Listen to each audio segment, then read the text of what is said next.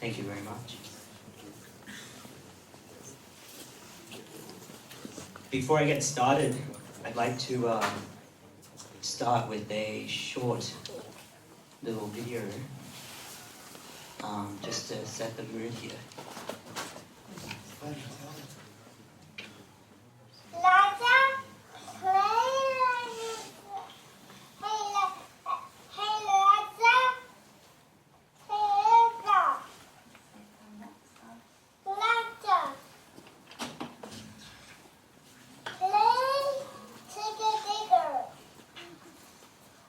I can't find the song Shake It Took Her. Alexa, play Digger Digger. I can't find the song Too Good to Her. Alexa, play Street Star. play Digger Digger. Alexa, play Digger Digger. Bobby, can you talk to play Wheels? You want to hear a station for porn detected. Porno ringtone. Hot chick, amateur girl, quality No, sexy. no. Alexa, stop!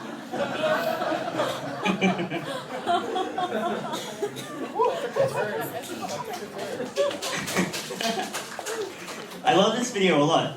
When the veneer of technology falls away and what you're left with is the bare machine code malfunctioning like an android in its dying breath. Alexa, stop is such a dystopian kind of statement. It's the sort of thing that you wake up and say in the middle of the night, like you've had a dream that your Alexa is hunting you. I love that actually absolutely ruins that small family's little cute home video as well. I think that's very funny. So my name is Cade, and for a while now I've been really obsessed with these ideas around how technology kind of fails us in really unexpected ways. And today I'd like to talk a little bit about that in 20 minutes or less. Usually this is a lot longer, so apologies if I skip over some stuff or if I talk quite quickly, which I'm also known to do. So a little bit of background on me. I started in design agencies. Actually, I have a design and a sort of gentle software engineering background. And I was working around the time of the app gold rush with iOS and Android. I got a WWDC, an Apple scholarship in 2009 as part of my master's work that I was working on at the time. And then I basically moved back and forth between Japan and the United States and Australia, kind of working on different projects, both within agencies and things like that.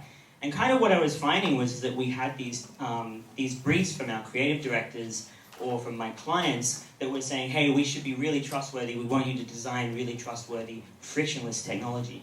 But like at the same time, I mean, like this is the era before HTTPS was even a standard, right?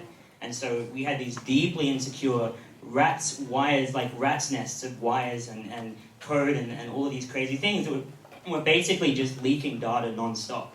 And I found that to be like, as a designer, particularly at that point working primarily in interfaces, but also a little bit in the systems behind that, I found that like really, really difficult to deal with. So I left, and in 2014, I prototyped over 6 months the new version of Signal, the messaging app, as part of their open source initiative. And I actually ended up collaborating with them directly on the final version of it in Hawaii in winter of that year. And that was an interesting thing because I thought, well, maybe if these text systems are kind of harming people, then the answer is security, right? We're going to make everything secure and everything will be better.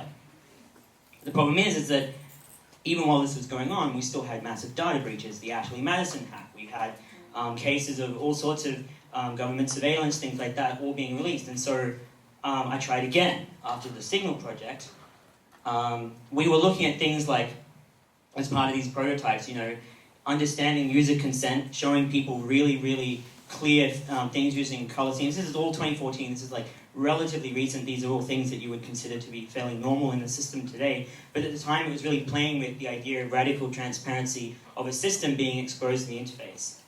So after I worked on Signal, and of course this is a shot of Signal in House of Cards, which is a very weird thing to happen to you when you're sitting at home watching Netflix and you see something you've worked on being used by the now disgraced Kevin Spacey as the President of the United States. So I got into the idea of identity, and I worked with the chief design officer at SpiderOak, which was named dropped by Edward Snowden as a NSA-proof cloud storage device. And we really played with these ideas of how you could represent public-private keys, how you could do all of this work to exchange again, very rudimentary versions of this, but how you could exchange identities between people in the flesh and online and things like that outside of the systems that they were working in. But of course, bad things kept happening. So in 2016, I finished at SpiderOak, and in 2017, I joined Tactical Tech. And I had this opportunity to start researching some of this work, which for a while I'd sort of been very, very concerned about and didn't really have a name for. So what exactly am I worried about? So this is a Snapchat snap map. It's a representation of one's contact list spread across the world as they post. And when this feature was launched, it was launched with in concert with engineers and designers, and a writer at The Verge figured out very quickly that you could in fact take that information, find one of your friends on that system, and then use a little bit of sleuthing and mainly the map itself to take photographs of your friends' apartments on Google Maps and then send it to them. And she did that to a friend, and her friend sent this back, which you might not be able to read, so I'll read it out. Her friend is quoted in this article as, "That's so creepy. I don't know why anyone would use that. I understand if you're in an event and checking in, but I wouldn't want people to see where I'm at all times." And what we can see here is this clash, where it's a set of systems designers, again, engineers, interface designers, things like that, have made a series of fatal assumptions about the role of a contact in a contact list. And none other is this most obvious as some of the most prolific people who use Snapchat. So Snapchat is seen by its design team as being something where your contact list is made up of people who you're friends with, people who you trust.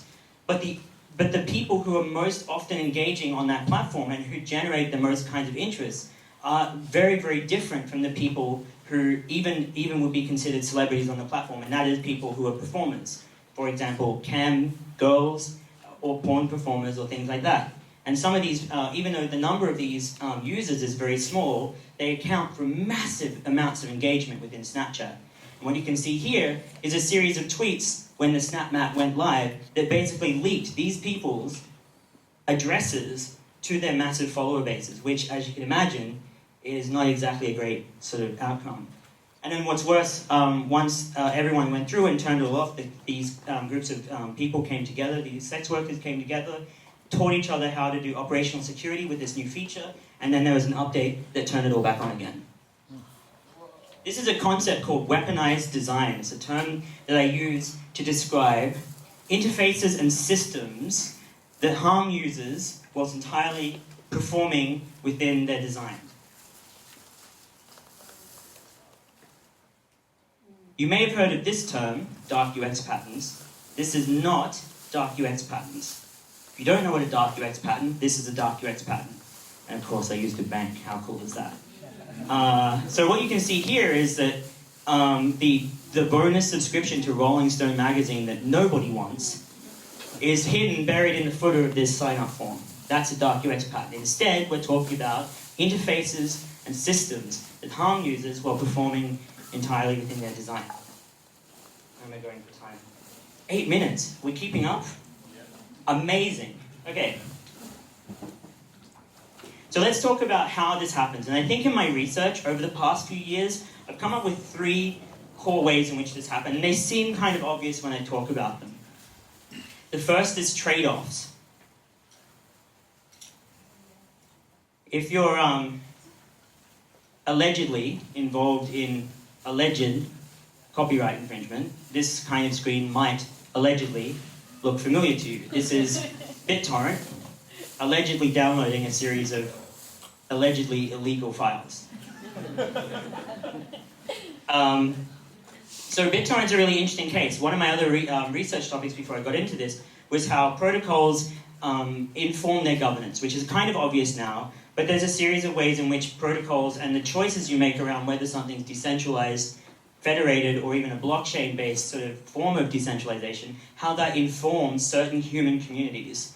But what's interesting about BitTorrent was how it basically led to these proliferations of amazing decentralized communities, one of which was, of course, What's.cd, which was a massive library of downloadable music that had more music on it than any streaming service today, and of course, our favorite one, the Pirate Bay.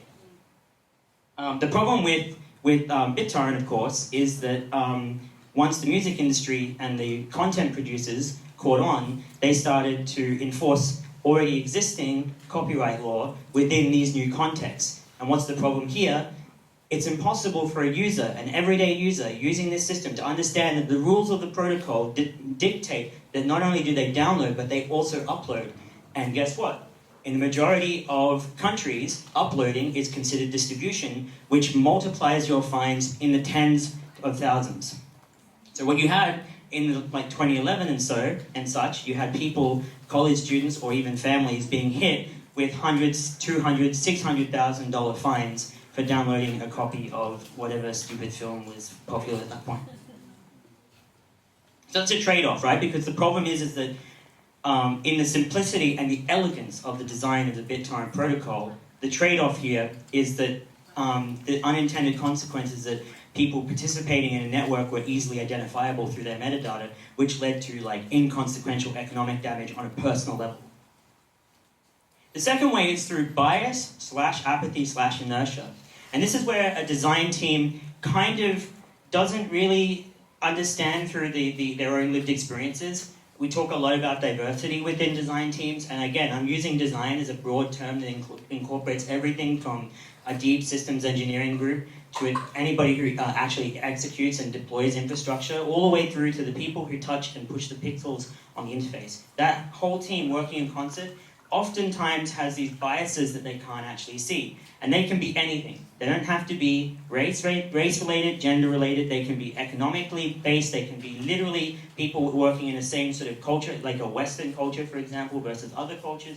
They can even be just really incidental, like a team of people who have never experienced collectively any kind of familial violence or any kind of emotional turmoil in their families. Those sorts of teams exist, and they have these kinds of outcomes. So what's an example of this? It's my favorite image. I love that GIF. It actually animates, but you can't see it very well. It's like glittering. So you may have heard of the Facebook Year in Review algorithm. This is this tool that Facebook uses at the end of the year. They algorithmically use this extremely complicated system to produce a celebratory piece of content at the end of the year. And it's one of their big drivers for engaging people on the platform. Now the problem here, of course, is that in the two examples to my right, your left, are two very terrible examples. One is a Happy New Year featuring the portrait of a girl who died of cancer. And the second one underneath, which you can't see very well as well, is, hey, here's what your year looked like with confetti and a house on fire. So, you know, that's not so great. Algorithms are also really useful and very easily weaponized in cases like the one on the right, which is, again, very, very small public-facing or user-facing examples of larger systemic problems. In this case, my mother passed this morning, and this person who wrote these responses obviously trained the data from the machine learning algorithm that passed means passed a test and not fucking died. Because all of the responses are nice, wow, congratulations that you can send back to this person, which is actually like a pretty horrendous thing. And even though it seems like a very small problem, that's actually an extremely traumatic thing that happens at scale, these kinds of things. So as you can see, like, this is an example, whether it's conscious or not, of biases within these sorts of examples. The person whose daughter died in that previous screen, he's actually a really famous CSS cascading style sheets web developer. He's actually on the board that determines what gets into the specification for style sheets on the web. And he had this to say: to call a person thoughtless is usually considered a slight or an outright insult, and yet we unleash so many literally thoughtless processes on our users, on our lives, on ourselves. In creating this year in review app, there wasn't enough thought given to anybody who had had a bad year. The design is for the ideal user, the happy, upbeat, good life user. It doesn't take other use cases into account. And that was in 2014. Not much has changed since then. The third one, again, and I'm sorry I'm picking on Facebook, but it's a little bit easy at the moment. The third one is collaboration, which is where a business goal actually, another team within your team, wow, 5 minutes, can actually like help to make this happen, and your design will actually facilitate that. And I will just briefly go over this. This is a paper by Facebook's social science team, where they started like using the addictive design of Facebook to kind of feed happy and sad content to people to see whether they could spread happiness and sadness or emotions as contagions through social media. Which is kind of cool, except that there was no consent, and the interface of Facebook and its addictive property means that you're not just doing a blind study here, you're studying with people who can't get off your platform due to its very nature. And so this is actually quite, when you think about it, a scary prospect. You have these kinds of deliberate weaponizations of a design, which are then used to research other things. It's not exactly black and white, good or not. When you bring this all together, you end up with something like this. I'm going to show you this now. This has been fixed, by the way, but I'm going to show it to you anyway.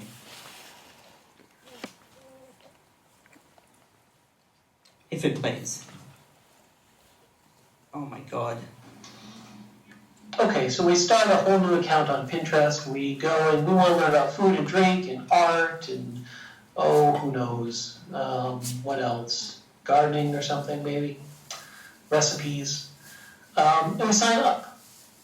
And look at this. This is nice. We get eggs, we get rice, we get balsamic pork chops. And I just want to know one thing. I'm looking for some information on vaccine reactions because I have a kid going to get vaccinated, and this has a list of vaccine reactions. So let's save that to a board. We're just going to save that pin. We're not following anybody. But what we notice is after we do that, we have a lot of new stuff on our homepage here. And a lot of it's pretty scary about vaccines. And when we refresh it, it doesn't go away. Like embedded right there in the middle of a new couscous recipe is some stuff about autism. So we save our second pin. Our second pin is about autism. It's one of only 2 pins that we're going to save during this whole process. And you start to see what's happened already. Just by saving 2 pins, never explicitly asking for this stuff. Saving 2 pins, we're getting fluoride, conspiracy theories. We're getting stuff about GMO. We're branching out into like major medical conspiracies. And it gets even worse because one thing you might think is you start to see that it's getting pretty bad here. But what we might do is we might go and we might visit some of these pages. So we go and we visit a page to check and see if it's legitimate.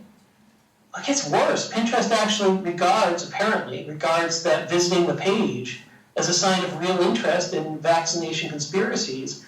So when we come back to our page, front page, here's what it's like after we visit the page.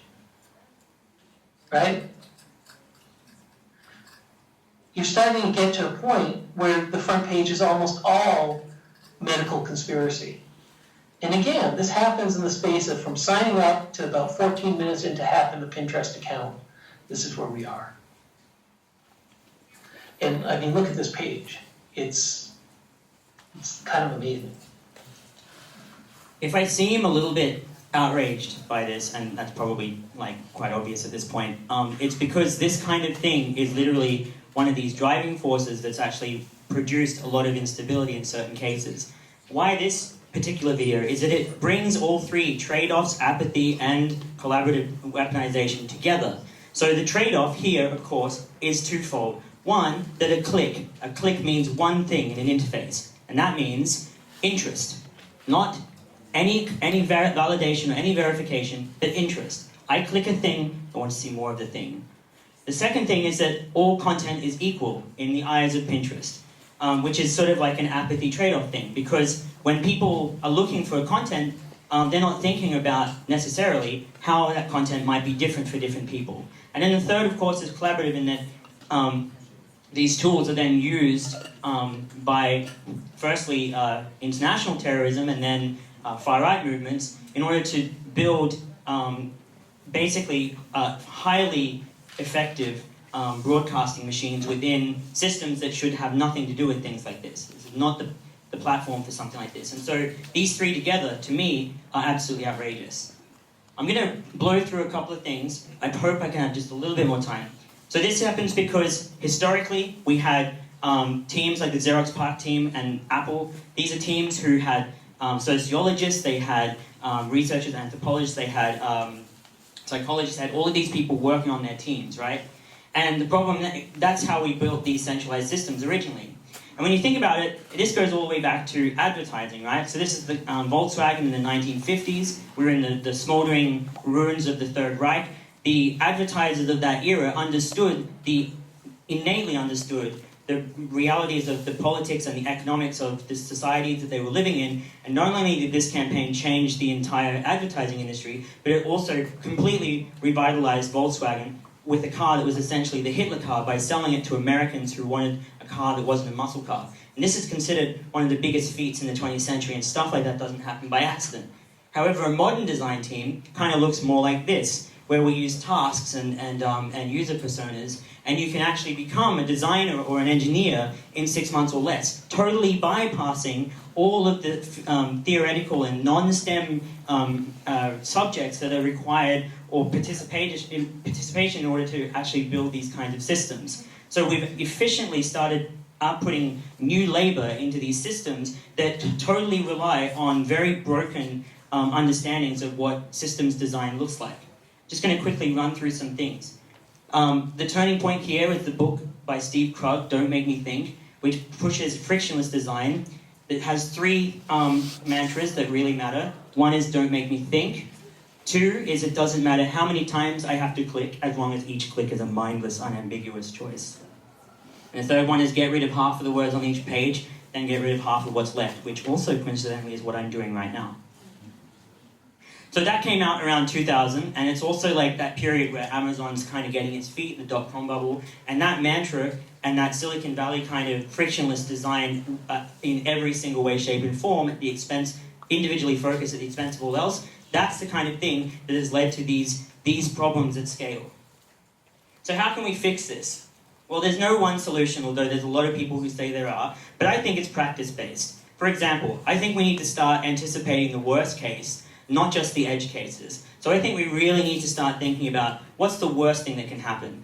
In cryptography, a lot of people talk about the state being the worst thing that can come after you. But for a lot of women, the worst thing that can come after you is actually a violent spouse. And in fact, more people are negatively harmed by their spouse in many countries than they are by the state. Not always, but most of the time.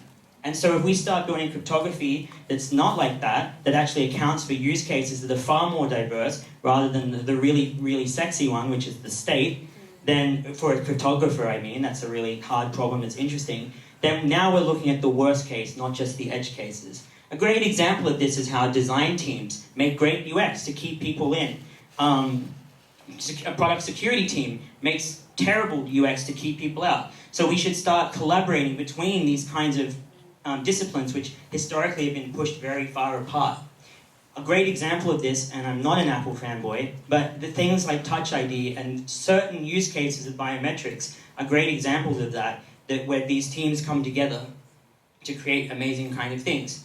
I guess finally I just want to say we need to start looking at ending human-centered design. What happens if we replace human-centered design with community-centered design? Or what happens if we replace the term user instead of referring to an individual instead user referring to a community or a set of relationships between people?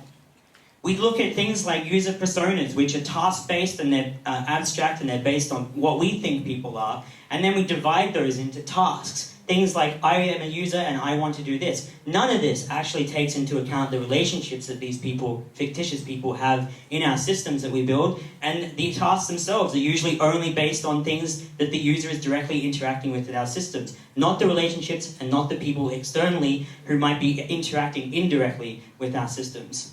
I think we need to embrace participatory design. That is, The kind of stuff that's done in massive multiplayer online gaming as an example, where you have teams of people working to facilitate relationships in an interface and a system that creates virtual worlds and keeps people playing. There's a lot wrong with participatory design in massive multiplayer games, but I think the way that they practice is quite different to a lot of other industries. And it's worth seeing what we can learn from that kind of thing.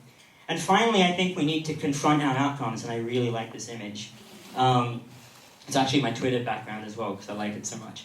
And I think by outcomes, what I mean is, there's this push to have codes of conduct, and this is my last point, I promise.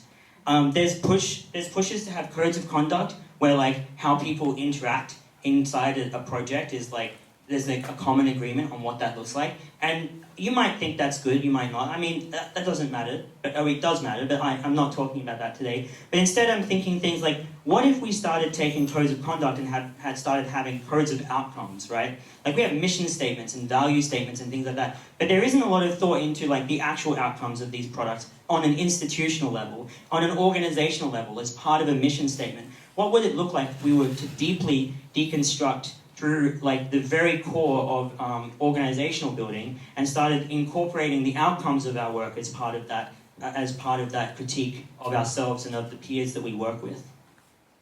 I'll finish up with this quote. It's from Donald Norman, who's one of the godfathers of design. It is time to reverse this situation, to cast the blame upon the machines and their design.